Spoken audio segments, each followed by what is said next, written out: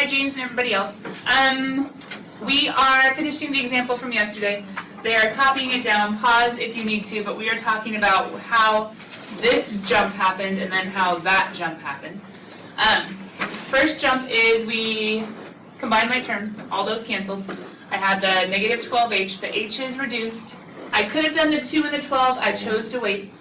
So I reduced down here 1 and 6. Now I have a square root times a square root, which is going to cancel the square root, cancel the squared. But this is a plus, right? What's 1 square root plus 1 square root? 2 square roots. Aha! Maggie, there's a 2 on the bottom, there's a 6 on the top. They reduce. And that's why when I scroll down,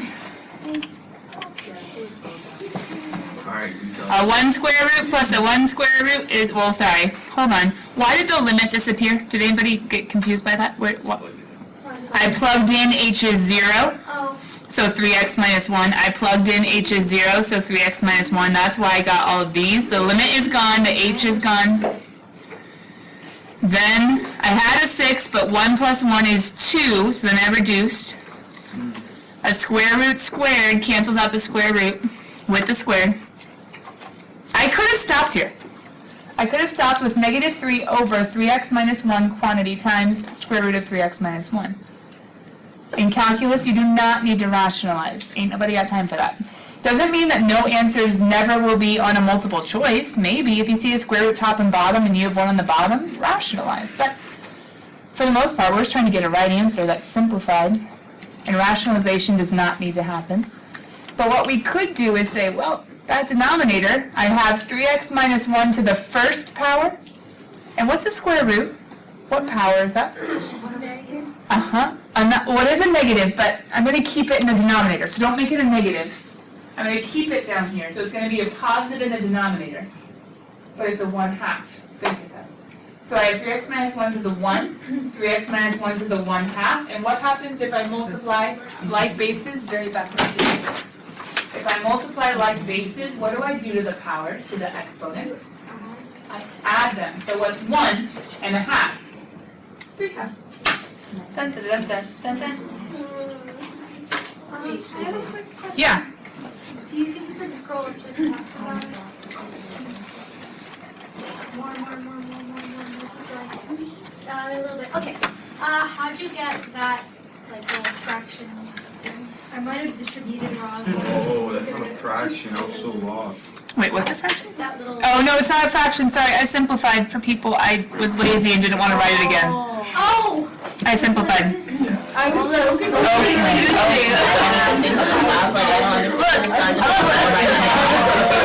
Look, it's a rainbow. I'm saying, look, this whole thing becomes that thing. Oh, okay. See that? Okay, it's fine. I'll put a line.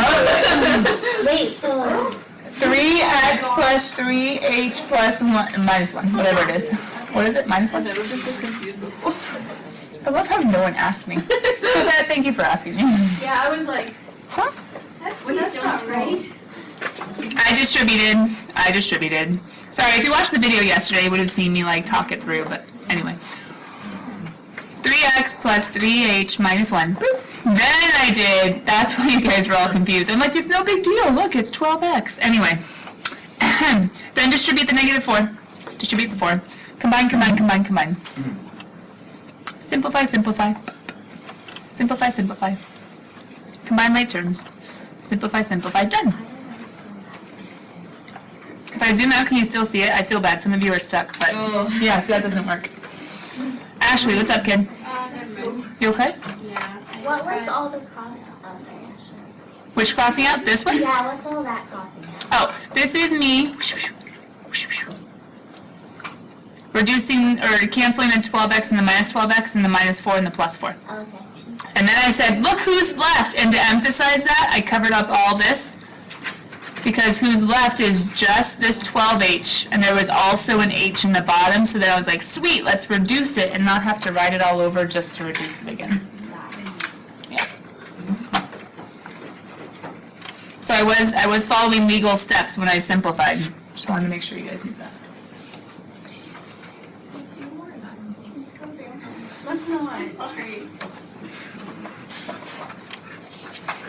Okay, that's the bottom. Do we have it? Yeah. Probably. So our goal today is to finish as much as we can, but we might not finish it all. Just a heads up. Ashley. How did you get the 3 halves? Yeah. Can you explain that again? Yeah, don't worry. Here I am. Now that we've caught up. I could write this as -3 over to the 1. To the 1. Square root is in 1/2 power. And then when you have like bases, you add, so 1 plus a half is 1.5 or 3 halves.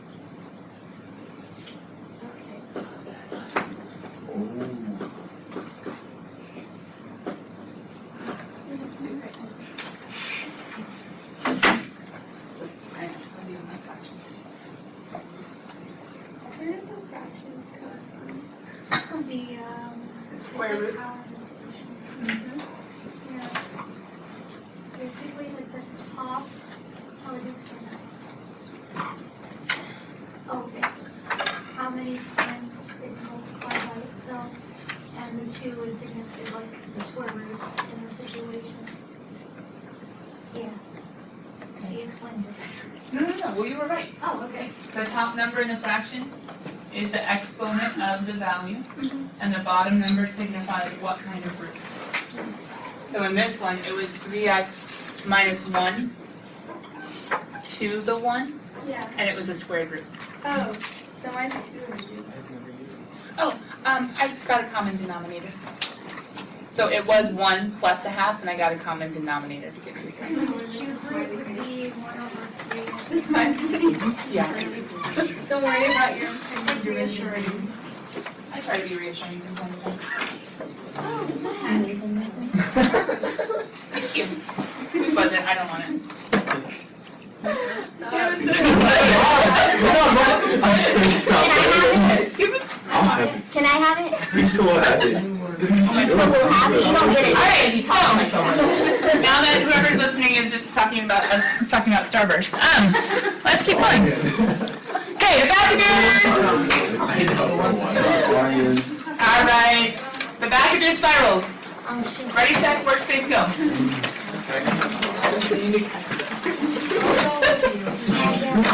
However, there is something very, very important about this example. This is an introduction to an idea. This is an introduction to an idea. This is going to be called 2.1. 2.1 workspace.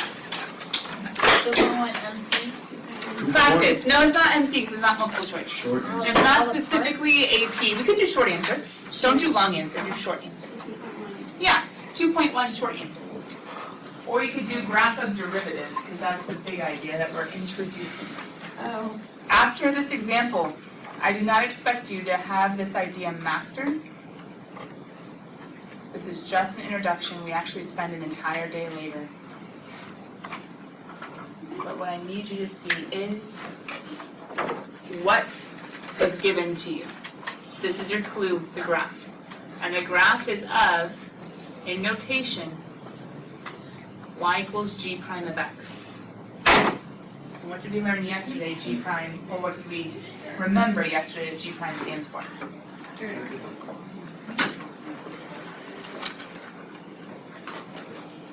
So I helped period 1 get started. And I said, for g prime of 0, isn't that just function notation? G prime of x when x is 0. So go to when x is 0. Where's g prime hit? -3. Keep going as far as you can. I'll get a hint on C. Catch up those people.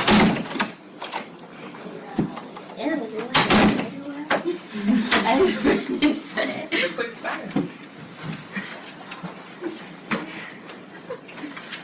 Me when I walk my dog in the morning. You have a dog. What kind of dog? Dog is he's a fluffy one. Yeah, he's so cute. He'd be like, Unlike Hey! Hey, oh my god. but Ishta likes to play. and he just gets really angry. He bit me the other day. No, I just reached over to Because he brings something up, like he wants you to play with it or whatever, and and then you go for it, and he's like, crazy pup. I think you would be gracious towards my dog, please. It's all said in love, Maggie, don't worry. He doesn't know how to walk. Poor thing. So offending. Are you really? I like playing games. It's just a channel. He is.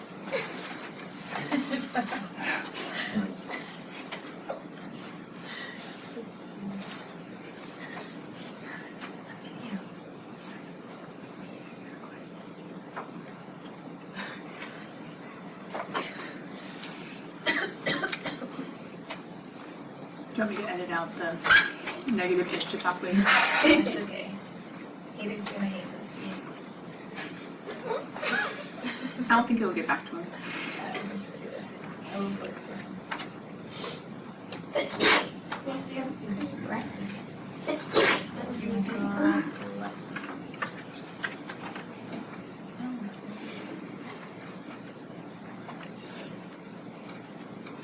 If you need a hint for letter C, why don't you go look at the description of the derivative from notes yesterday. If you need a hint about letter C, go look at or think or remember the description of the derivative from notes yesterday.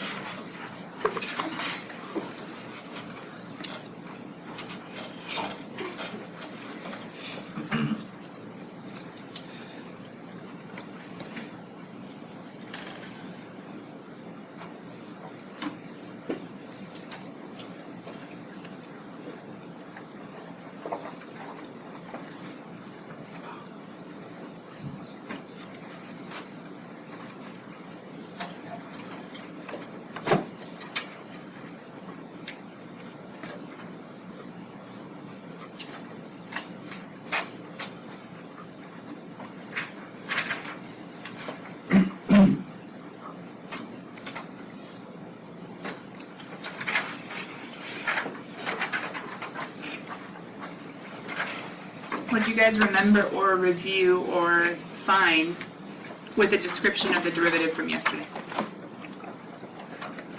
Yeah, Cassette, what do you got? That at that point, that's its slope. At that specific point, it has a slope. I like that. Can I change it just a little bit? Yeah. At x equals 1, the slope of g is negative 8/3. Oh, Just be a little more specific. At x equals 1, the slope of g is negative 8/3. Does anybody have another way of saying that? Maybe not just saying the slope? Ashley? That's the slope of this function parabola at 1 is negative. But that's like the same. The slope of the parabola, is that what you said? Yeah. Careful. You're seeing a graph that is a parabola, but the problem is that g or is that g prime? Since it's g prime, I don't, or you don't, from that picture, know what g looks like. And we're going to talk through how you can think about what g looks like, but I'm just giving a warning. G looks very different from g prime. So that's why I would say, don't say parabola, just call him g. I would say just call him g. Why? If you're saying that G prime is, if you're saying that G prime is a derivative, but you have, and a derivative is a slope divided with a parabola. It's G prime. Well, the parabola is showing you, for instance,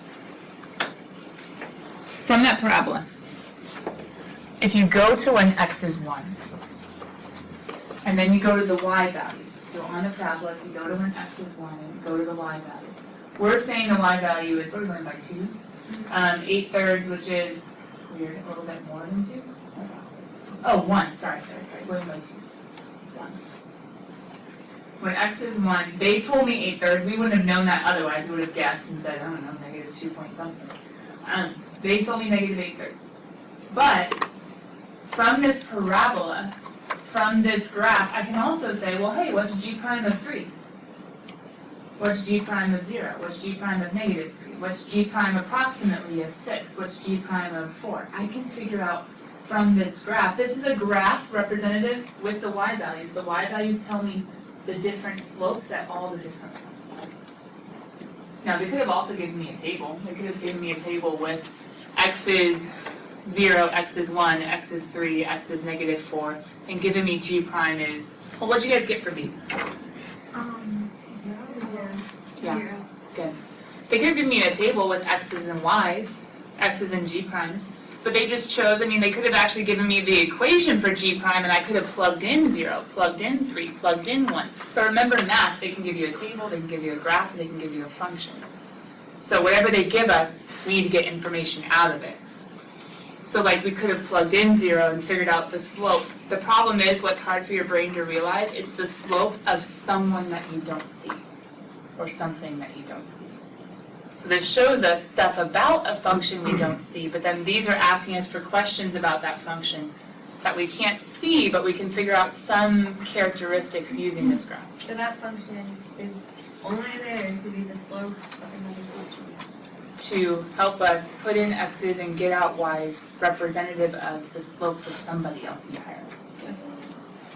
Now, let me go ahead and help just a little bit though, because your brains would really love to be able to kind of figure out something about g from this derivative besides just all these numbers. Okay, question. At 1, since the slope, what I was looking for is the slope of the tangent line, I was looking for that, but the slope of the tangent line, which is the same thing as the slope of the curve. So thank you for getting that, but slope of the tangent line is what I was looking for.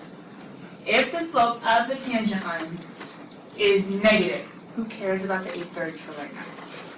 Is negative. What do you know about how the function is moving, changing, rising, falling? Function is like decreasing. Yes, good word. So not only, letter C, not only can we say that the slope of the tangent line, or the slope of g, is negative 8/3 at x equals 1, but we can also say that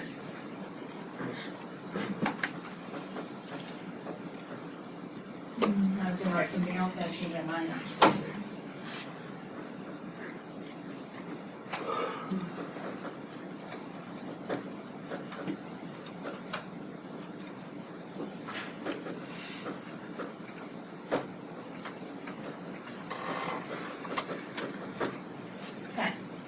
Not only can I say that the slope of the tangent line, hence the slope of the curve, is negative 8/3, I can also say whenever the slope is negative, the function is decreasing. I want you to think about any function that possibly is going down, any part of the function that's going down, whether it's going down in a line, whether it's going down like a concave up, whether it's going down in a concave down, whether it's going, will that be going up and down?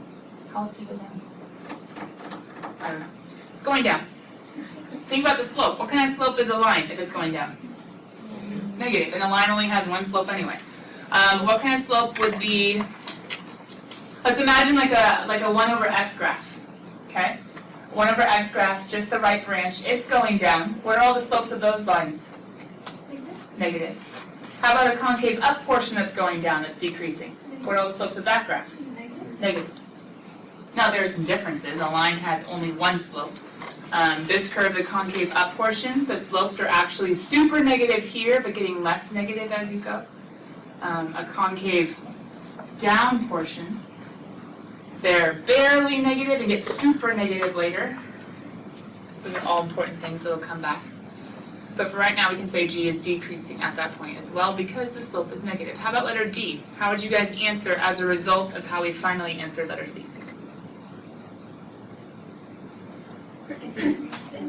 The function is increasing. Why? Because of that value is so small. Exactly. So we can use our interpretation of the derivative being 7/3 at -4. We can use that to be the defense or the reason why we're about to say g is increasing. So since the slope, once again, you could say of the tangent line, I'll just say of G. At, what's the x value in G? It is 7/3. What's the answer here? G is increasing at that point. Let's get to E and then we'll kind of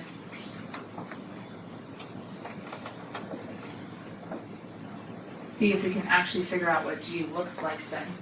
Maybe not where it is, but what it looks like. Not what I'm supposed to do. Take a second, read letter E. Maybe just a few of you will have some ideas. It's a really hard question, just a heads up. Good question, but hard.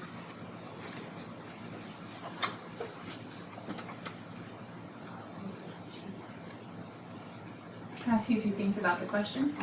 Can I go to x equals 6 and steal a y value from the graph to help me in E? Not for plugging in, but can I go to when x is 6 and look at the derivative and see what it tells me about what's going on at 6? In G. Okay, cool. So, what's the sign? I don't even care what the number is. What's the sign of the derivative at 6? Positive, which means G is, if the slope is positive, G is increasing. If the slope is positive, G that's curving into that slope or curving out of that slope is still going up. So at 6, can we say that because the derivative is positive, can we say G is increasing? Yes. Yes. At 4, can we say G is increasing? Yes. How about everyone in between? Yes. Why? Because all of those derivatives are what? Positive numbers. So at 4, at 5, at 4.1, at 5.999, all those derivatives are positive numbers, which means G is increasing this whole time. How does that answer the question? Because positive. Both values. Because if it's going up, which value is higher, at 6 or at 4? That's all I need to say. Let's see if we can say it nicely, succinctly, and yet using the information that we need.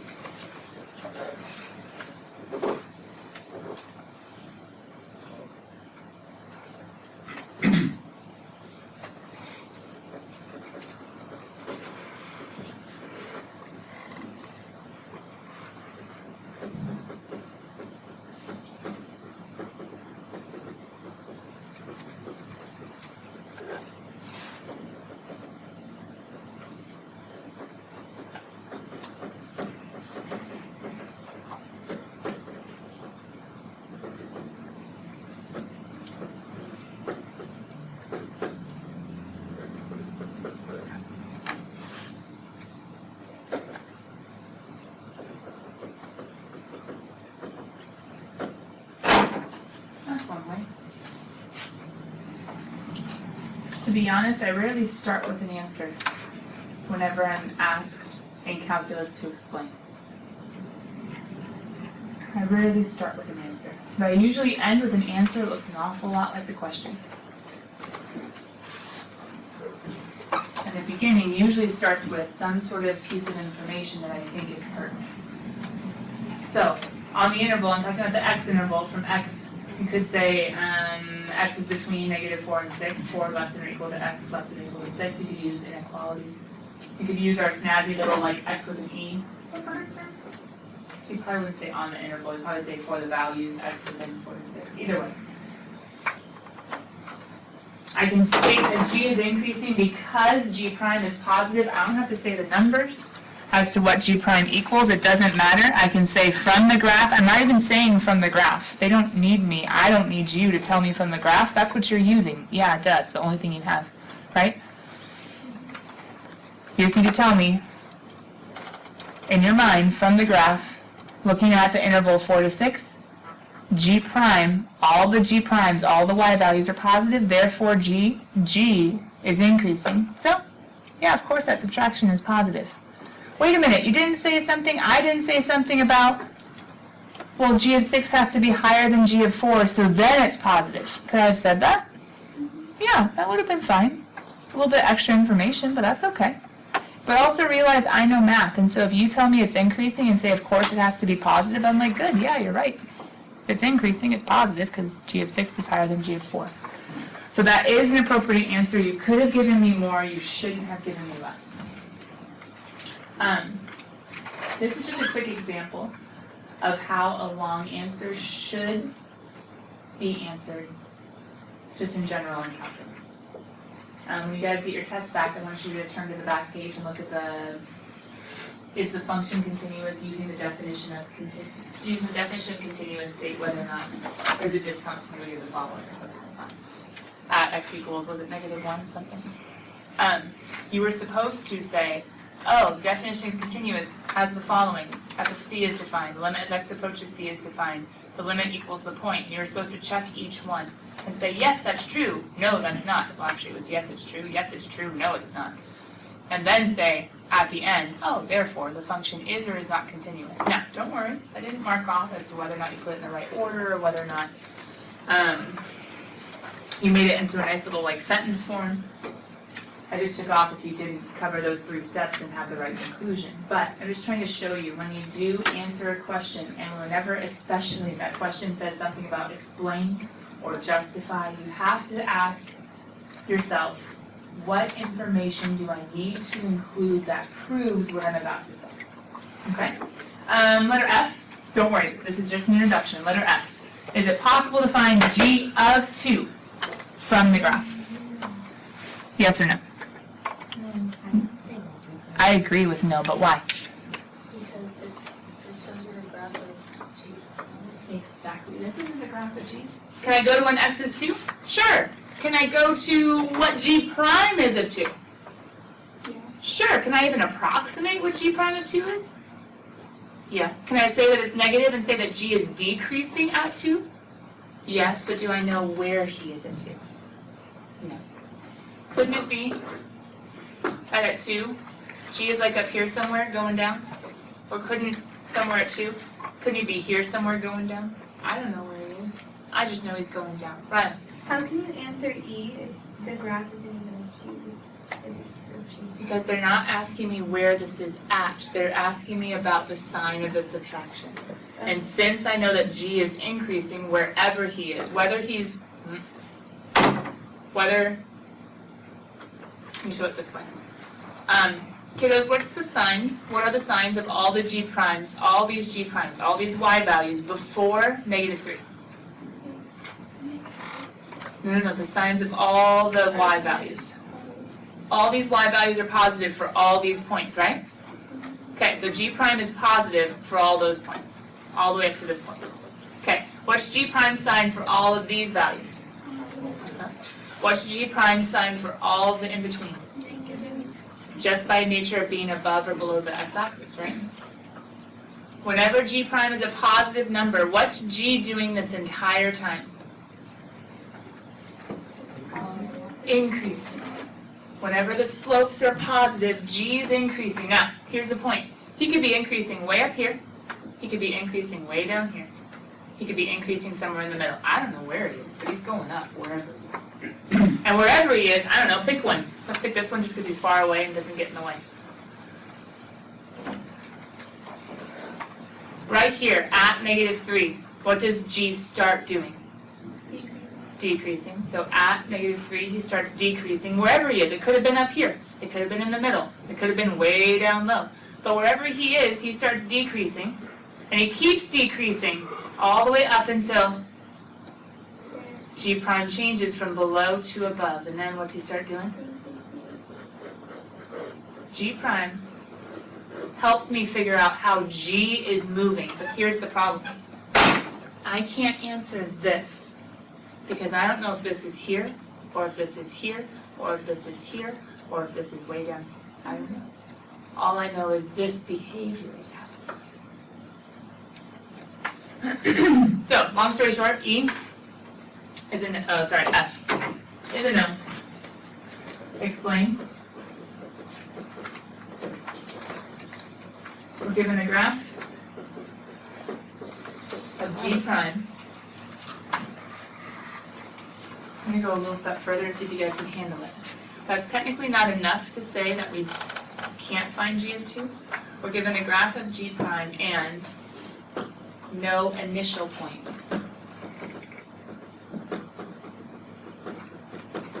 Of g. If we knew where this thing started, we could probably have a pretty stinking good idea. But do we know where it starts? No. Do we know any special actual point of g? No. Since we know no point of g and we're just given a graph of the derivative, that's a no. Sorry, this is F. This got messy. This is E. All right, cool kids, get out of your workspace, get into your notes. I know that took a while, but that was an introduction of, well, let's just say, many AP type problems to come. An introduction. It's just an introduction. So if you're like, I'm not sure I totally got that, that's okay. What do I want you to get from this whole thing? If g prime is positive, the slope of the tangent line of the original is positive, which means the original is doing what? Going up. And if g prime is negative, the slope of the tangent line is negative, which means the original is. That's all I want you to take away from this, okay? And when they give you the graph of the derivative, things get tricky. All right, and go ahead as you guys start writing down. Are we gonna go over the test today or? Going over the test, you get it back along with the correction paper. I'm not sure that counts as going, but you will get it back. And then you have approximately a week-ish to go over it on your own time and with me whenever you can make time. Does that make sense? We might go over a couple things in class, but probably not today, for sake of time.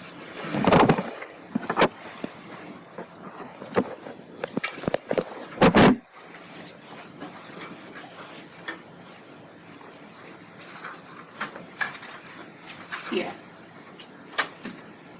Before I do pass out the test, I always have this inner struggle about whether or not to let corrections be bonus right away. I'd rather say no and wait until the stuff gets harder. But in some ways, some of you just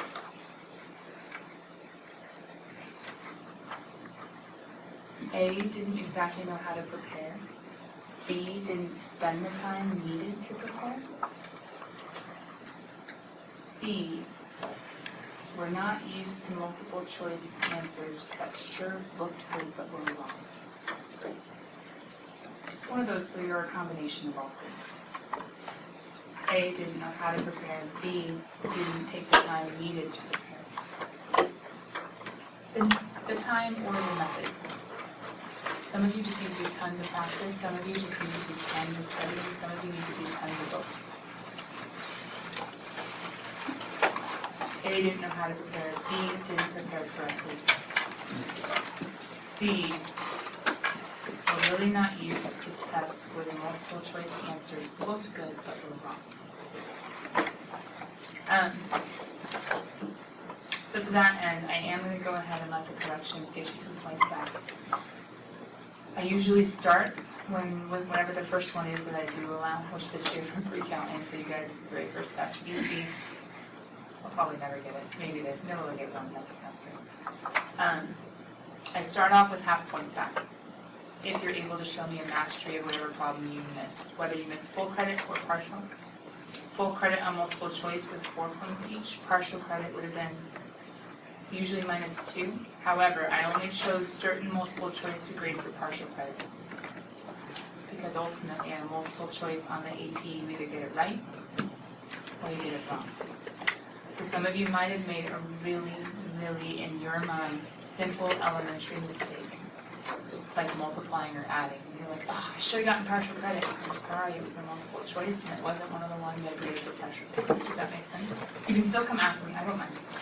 And I will definitely sympathize, and even I'll be quite distraught for you over how sad it is, the mistake that you made. And if it's one that I did grade on partial credit, maybe I'll be like, oh, that was a smaller mistake than I thought, so maybe I can give you some. But ultimately, multiple choice, we have to be able to get right or wrong. Remember, I am doing corrections to get you some points back, and also remember you had more than enough time to do your best, right?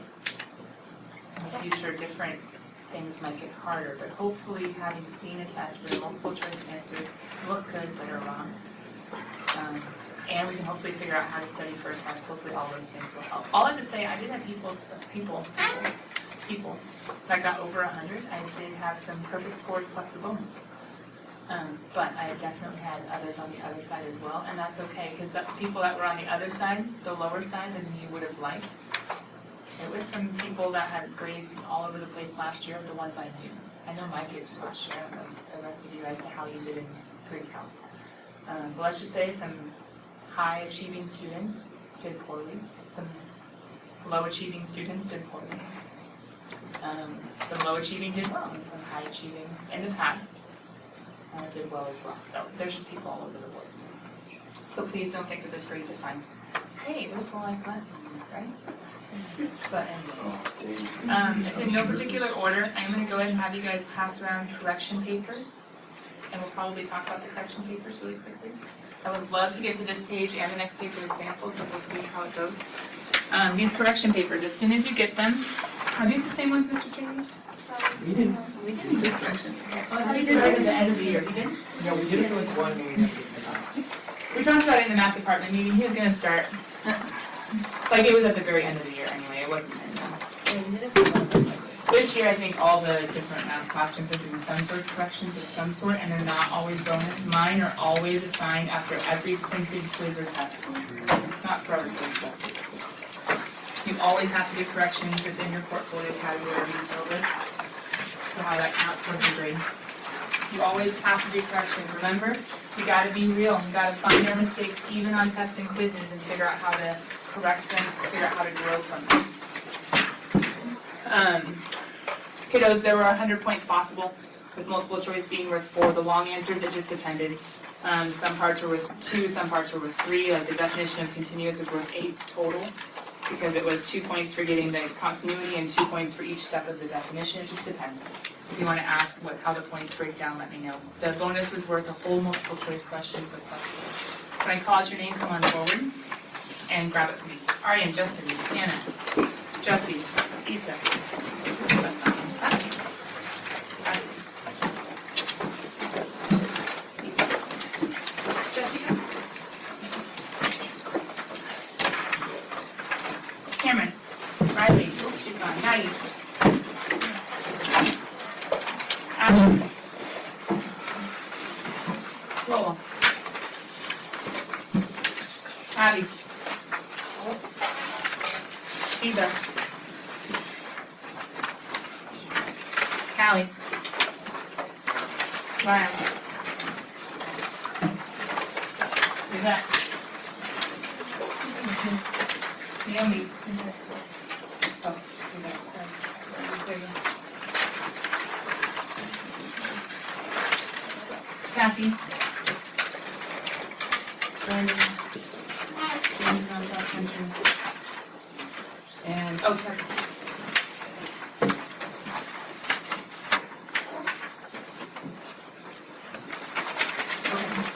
Look at it quick, get the correction paper on top of there, put it away. If you ask VC students, there are 19 different ones, if you ask them how much they like the limits test, who was I talking to the other day? Katrina, she hated it. Oh, I hate the limits test. Again, I think I get them now, but it kind of took me the whole year to get limits.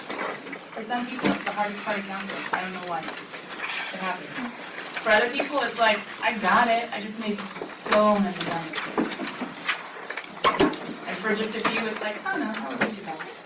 This test was hard. It just depends, kiddos. It just depends. The correction paper you have in front of you, we'll talk about it more tomorrow because I just want to get through these couple pages so that you guys can keep going on section 2.1 if you got stuck at these. So let's go ahead and let me just talk through corrections tomorrow. Most of you, if you want to start them tonight, it's pretty self-explanatory. The column on the far left is like a 1 or 2 word, like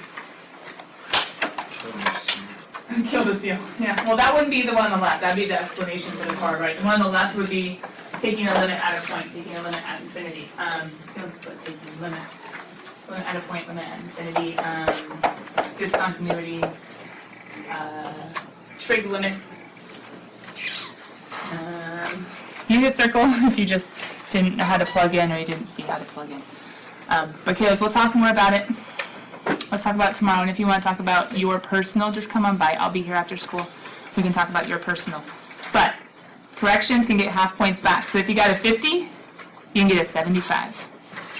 You've missed 50 points. If you can perfectly correct, asking me, asking others, using your notes, using books, you can get half of those points back. Does that make sense? We start there. It might end up being a third, and then a fourth, and then a fifth back, but still, we start there. All right, problem-solving strategies. We need to write down 2 formulas, 3 formulas. This one all has to do with finding f prime, or the derivative, at a number, and you guys saw us doing that in the warm-up. You guys saw us doing this in the warm-up. But instead of using or stealing it from a graph, we're going to be finding it on our own. Instead of stealing it from a graph, we'll be finding it on our own, using the definition of derivative. There are 2 different ways of finding the same thing. Both of them are valid. Sometimes your hand is forced as to which one to use. Both of them, in some way, shape, or form, come from the definition of derivative. For sake of illustration, can we just change the C to a little a? Sorry. I don't know why I changed from C to A. I just randomly did. Maybe the book does it too. So we'll just say it A. However, when we go to find a tangent line, if you had me for pre-calc, or if you had me for, oh, I didn't teach algebra, sorry. That class cards were last year. My last algebra 1 course. Well, some others coming up, but I don't know if I'll ever have them again. Anyway, this is the most important equation of a line for calculus. Y minus y1 equals m times x minus x1. We talked about in our summer packet. However, for a tangent line, if they tell us the x, we can plug in x1 for a. If they don't tell us the y, but they give us a function, I can go find my y1 using f of a. And what is the slope of your tangent line? F prime of a. Not f prime of x, but f prime of a. I am zooming out. I am getting a yellow box. And I'm calling this forever number 8.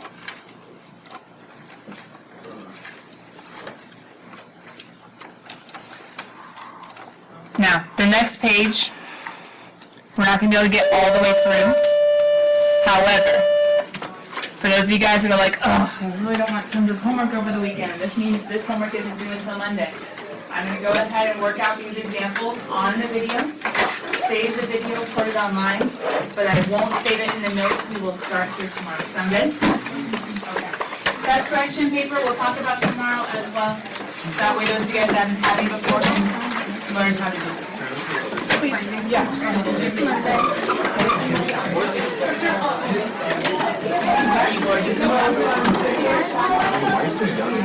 I guess it was Diva. It was Diva. Do one, do Monday. You got it, Brandon? Yeah. I didn't like red. When it comes to give me red, you transform. You have ascended to Arian level. Arian. Welcome to the club. That's it. It's always in the homework we'll still do tomorrow, right? Yeah, do Monday. It's always in the right pocket too. 2.1, do Monday, do Monday. We have to finish it tomorrow. Every single class, but I still the thing is, it's not like an hour. It's 3:45 to 4:30. Ooh, I'm supposed to go sub. Like every single class. Alright, I'll pause it. Yeah, I like who's gonna take